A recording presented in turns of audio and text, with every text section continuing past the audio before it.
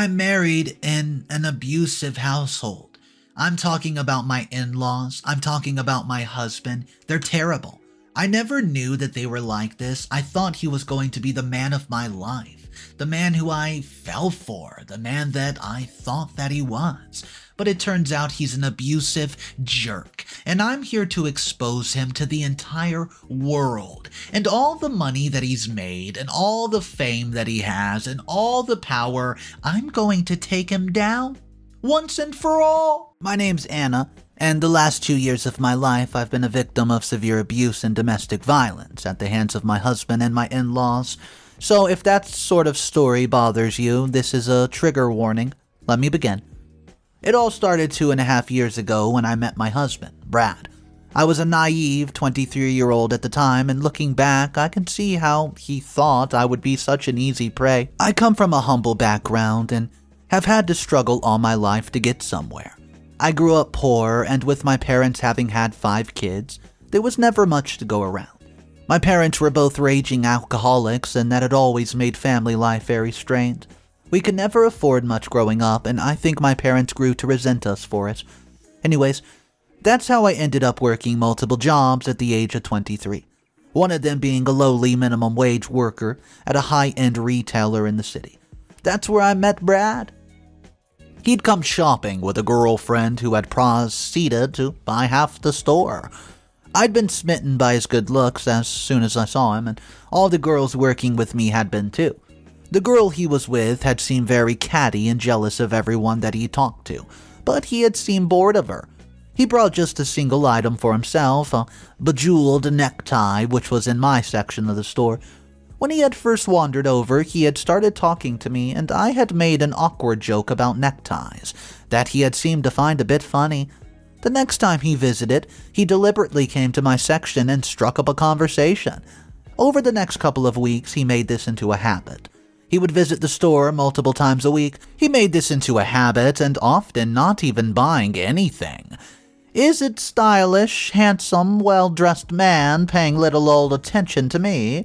Obviously, I developed an intense crush on him, which is why when he asked me out a month after we met, I said yes. My life seemed to have changed overnight, and he was as rich as he was handsome. Our courtship was nothing short of a dream. He took me to expensive restaurants, bought me expensive clothing and jewelry, and took me on luxurious trips to faraway places. This obviously did not leave much time for work, which he slowly convinced me to just give up. My degree in graphic design and art, which still had a year left, was the next thing he convinced me to let go of. After my degree came my friends. The few that I had, my best friend at the time, Hazel, a girl who had grown up in a quite similar circumstance as mine, which had caused us to stick together. She had been studying law at the same university as me and was more opinionated and bolder than me. She had always regarded Brad with suspicion, and I'd always thought that she was just being silly.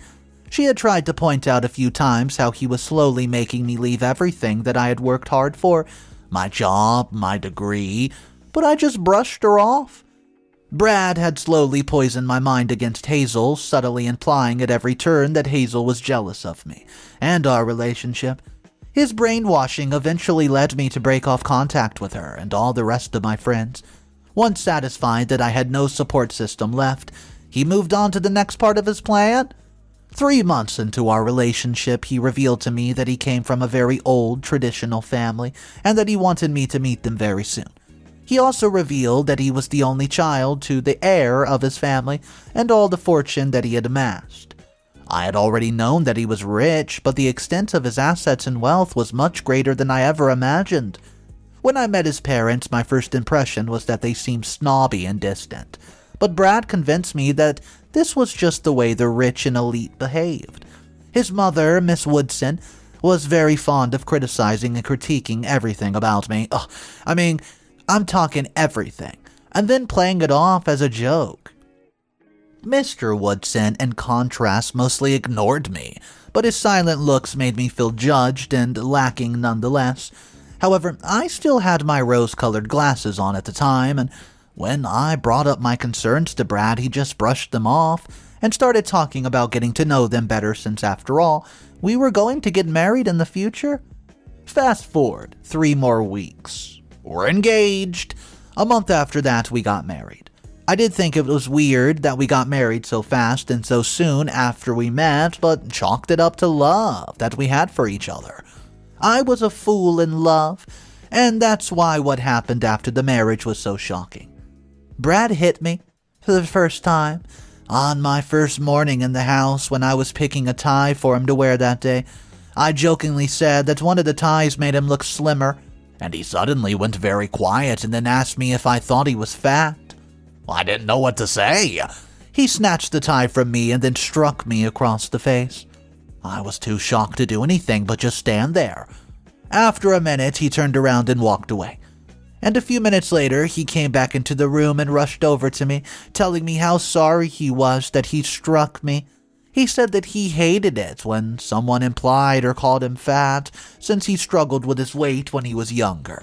He apologized profusely and kissed me, telling me that he would never do that again, and I foolishly forgave him, believing it to be a one-time mistake.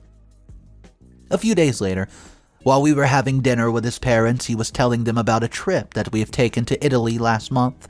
He was talking about a restaurant that we've been to when he said the name wrong, and I gently corrected him. That was all it took to set him off. He didn't say a single word for the rest of the meal, and after his parents left, he came to the room and this time punched me in the face.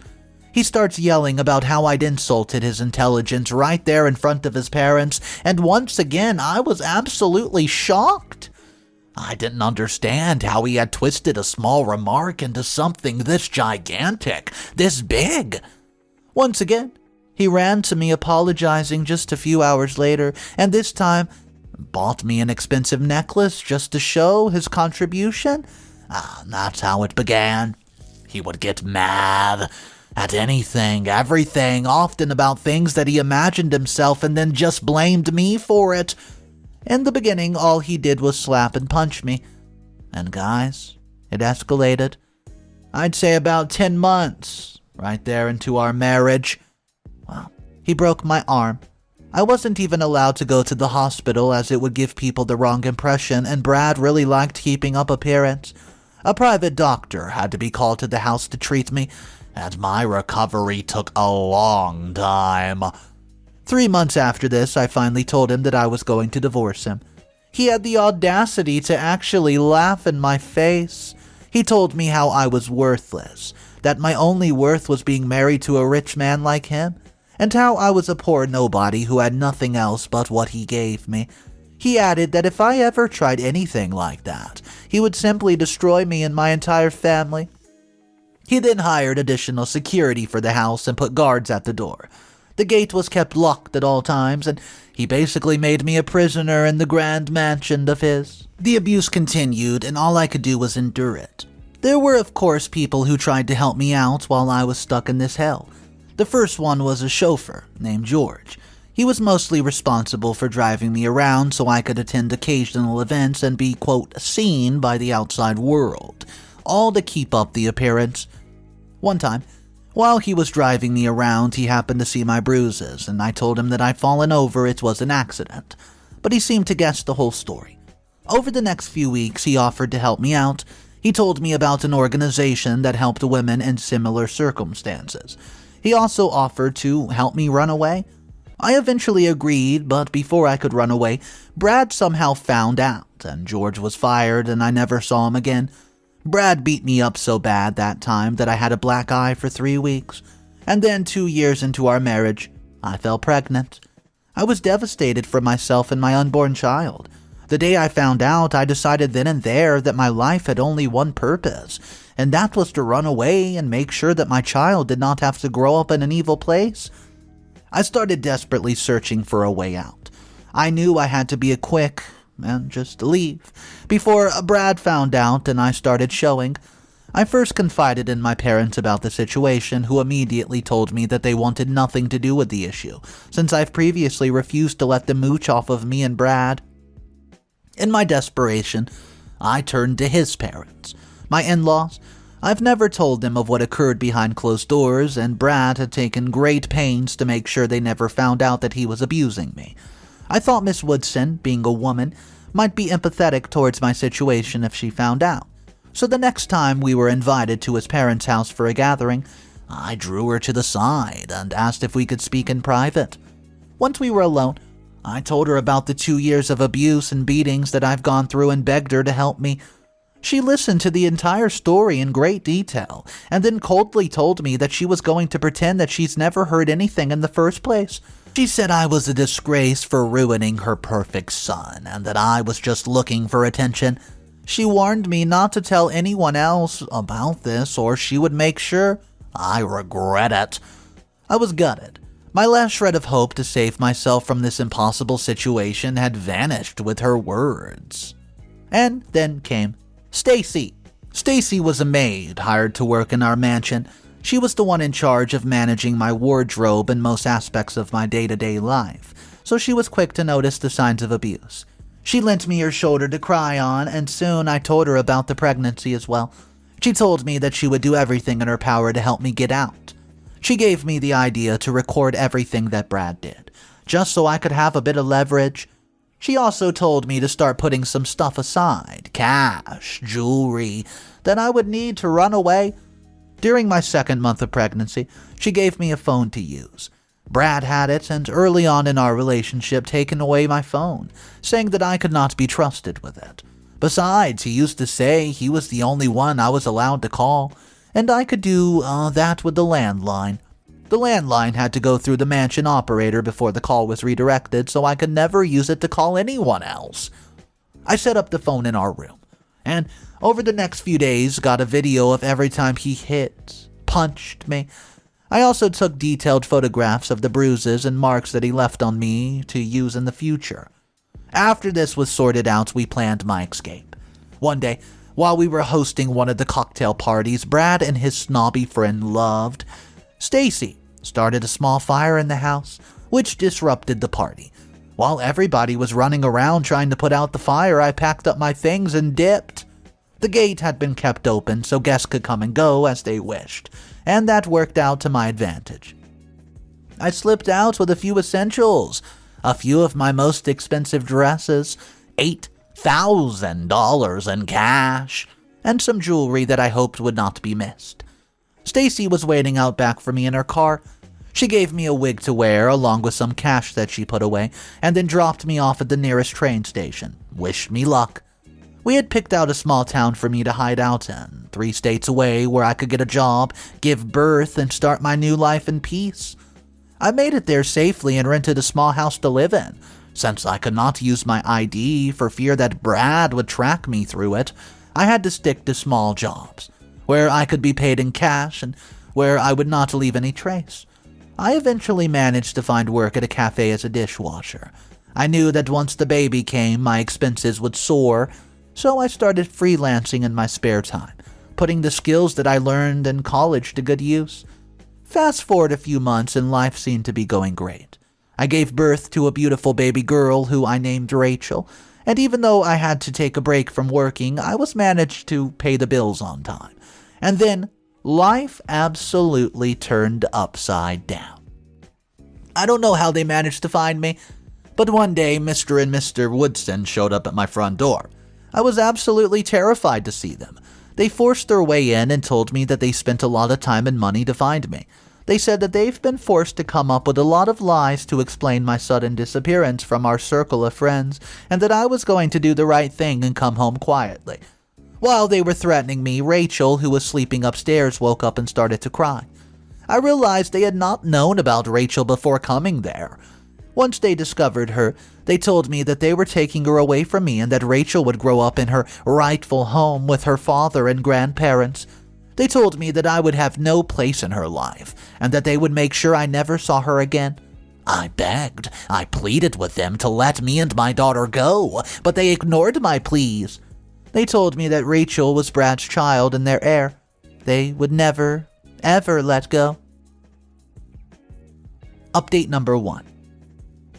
After my child was stolen from me, I fell into a deep depression. For 2 weeks, all I did was weep and pray that my child would be returned to me. Eventually, I returned to the city, as I had no need to hide from anyone anymore.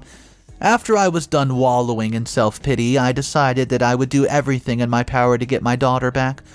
The first step I took was to file a case against my husband and in-laws for stealing my child and stopping me from seeing her. I went to numerous companies and numerous lawyers, but nobody was willing to take the case against such a notable, prominent family. Everybody advised me to give up on the case and settle out of court, and that I had no chance of beating my in-laws. That's when I remembered that Hazel, my best friend whom Brad had forced me to give up all contact with, had been studying to become a lawyer when I dropped out of school. I thought that she might be able to help me, so I tracked her down. She was overjoyed to see me, and I told her how sorry I was for not listening to her, and that she had been right all along, how Brad was a villain, and if I had just listened to her, nothing would have turned out the way that it had. She brushed my apologies away, saying that she had missed me and that she had already heard from the lawyer community about my case. She said that I was still her best friend and that she would be glad to help me out.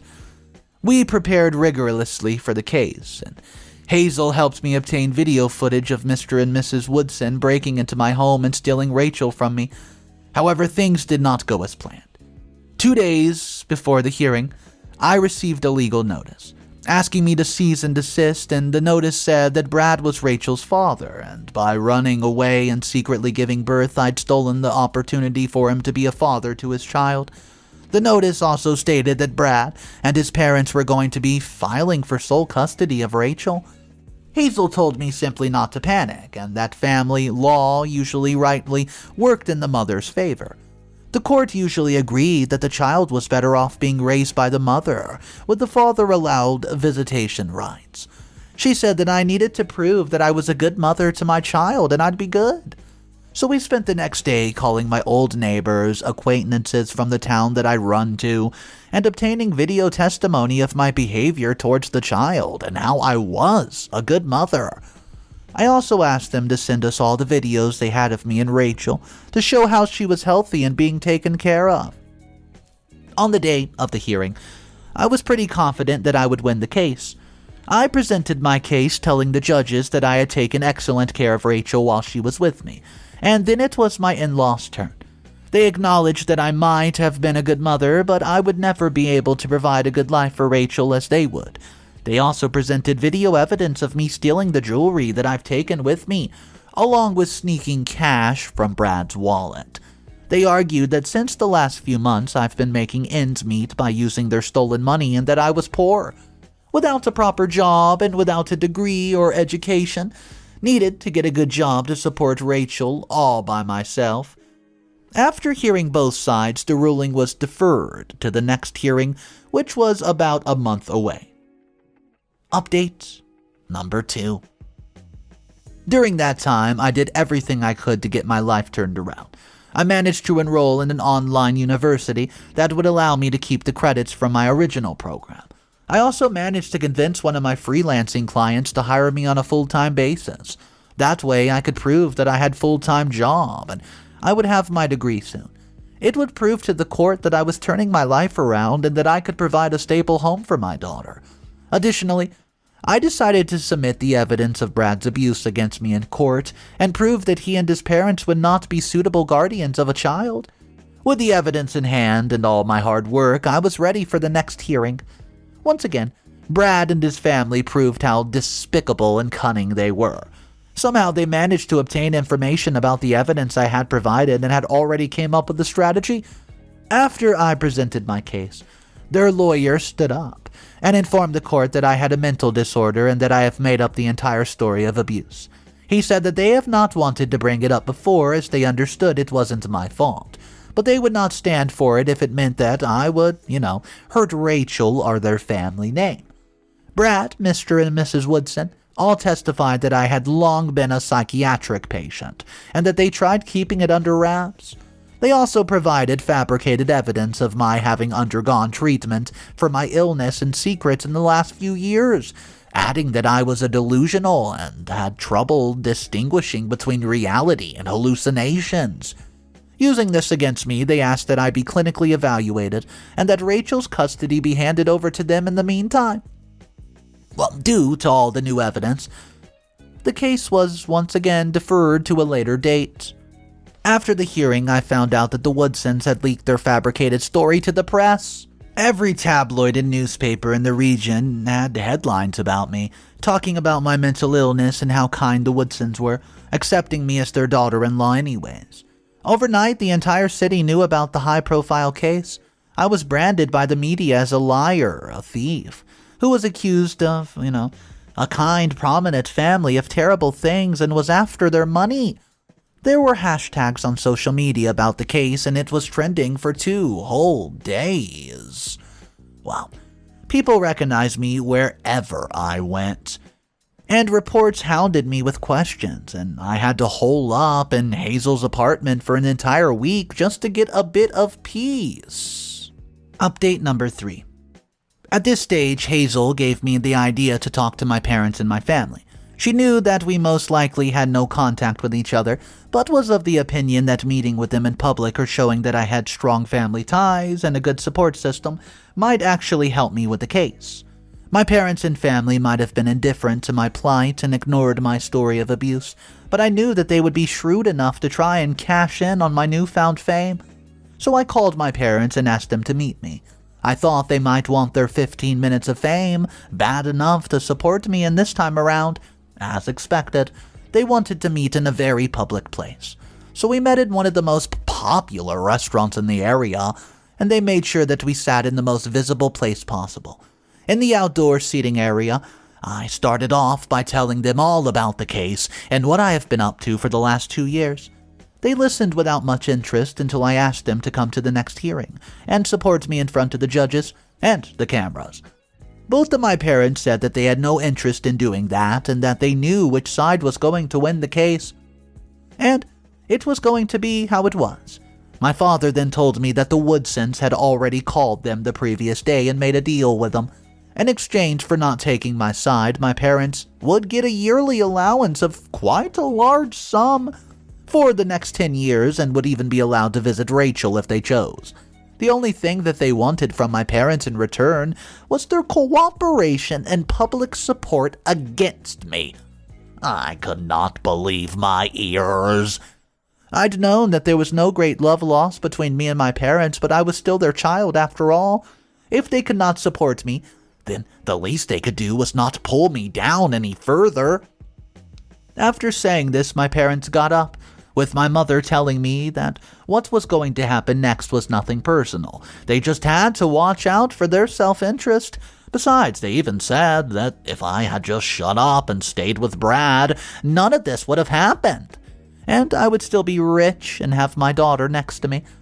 As soon as they got up, a swarm of people rushed at us, all holding cameras, and my mother tearfully turned to them saying how they had tried to hold an intervention for me repeatedly, trying to convince me to get proper treatment for my psychiatric issues, and that I just would not listen to reason. My father added that the Woodsons were all wonderful people, and after I married into the family, they thought I was finally getting better. They also said that I have run off without informing them, and they've been devastated to know that they had a grandchild who was being kept away from the family, all because I was being stubborn and did not want to get proper treatment. They added that they wholeheartedly supported the Woodsons in the trial and knew that it was the best outcome for Rachel to end up living with them. All I could do was sit there and cry. Once again, my family abandoned me at the lowest point in my life, and I could not see any hopes of winning the trial anymore. Not with my parents publicly denouncing me and my in-laws, framing me as if I'm somebody with a mental disorder. Update number 4. My mental health once again took a severe turn for the worse. I was broke, unable to show my face in public without the media or the general public hounding me for pictures and comments, and I was going to lose my daughter. I seriously considered unaliving a couple of times, but every time that I did, the thought of my daughter growing up amongst those monsters stopped me. I prayed every day to God to let me find a way out. And then suddenly, my prayers were answered. I woke up one day to a missed call from Stacy, the maid who helped me get away, and she said that she heard what happened and wanted to help me out. She said that she could get me inside the mansion, and once there, all I had to do was confront the Woodsons and provoke them enough to make them confess to all their misdeeds. And while I was doing this, Stacy She would record everything as evidence and I could submit it as proof in court that the Woodsons had lied under oath. Surprisingly, our plan worked out without a hitch. Stacy chose a day when Brad and his parents were all at the mansion at the same time and smuggled inside, well, me, and the trunk of her car. Once inside, I snuck onto the first floor where staff rarely went, where Stacy told me that the Woodsons were gathered. I stormed inside, ready to get my daughter back. The Woodsons were shocked to see me, with Brad jumping up and asking me how I got inside. I answered that I was there to get my daughter back, and that nothing was going to stop me from leaving with her. I demanded to know where she was, and Brad, he just laughed, saying that I was an idiot and I would never get to see her again. I disgraced their family too much for him to ever forgive me, and angrily I told him that it was he who needed my forgiveness, not the other way around. He emotionally, physically, verbally abused me for the entirety of our marriage, and he had never even been remorseful for his actions. Turned to Miss Woodson, I added that she was equally culpable, as she had known about everything and had kept quiet, forcing me to do the same. She coldly replied that the reputation was everything in their circle of friends, and no matter his faults, she would always stand by her son. Brad agreed with her, adding that I've deserved every single punch and slap from him, that I've never been worthy to him, that even my own parents were happy to take their money instead of supporting their own kid, and that I should have been grateful for the wealth that he'd given me.